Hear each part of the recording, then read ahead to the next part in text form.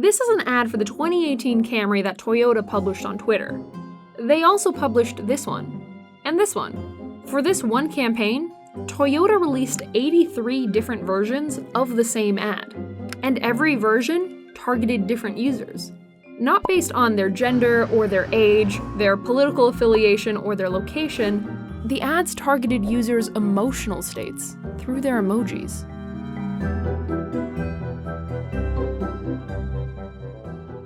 A targeted ad is where a company shows their ads to only certain kinds of people.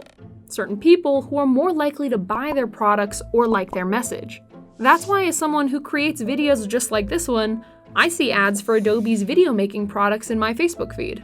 But in 2016, Twitter began giving advertisers access to emoji data, like who is posting what and when, and which emojis are the most popular.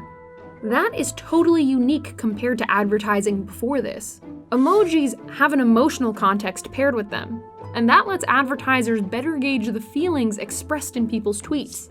With emoji targeting, every highly tailored ad would be triggered by the emojis a user would post in real time. Tweet a pizza emoji, and Domino's would reply with a coupon.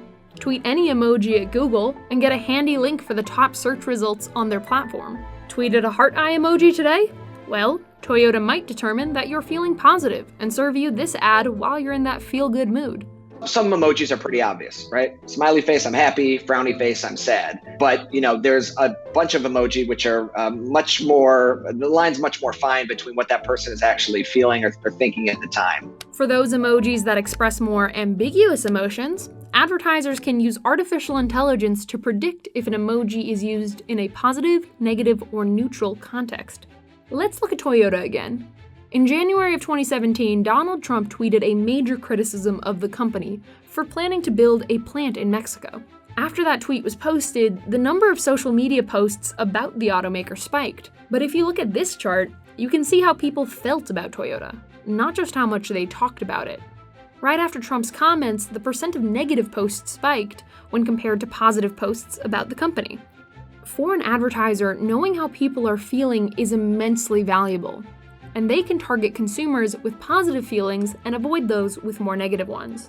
Emojis are just one more tool for advertisers to assess people's emotions. The idea is that if the advertisers are using it effectively, you're going to see more relevant ads. But regardless of how relevant those ads are, the process is never going to be fully transparent.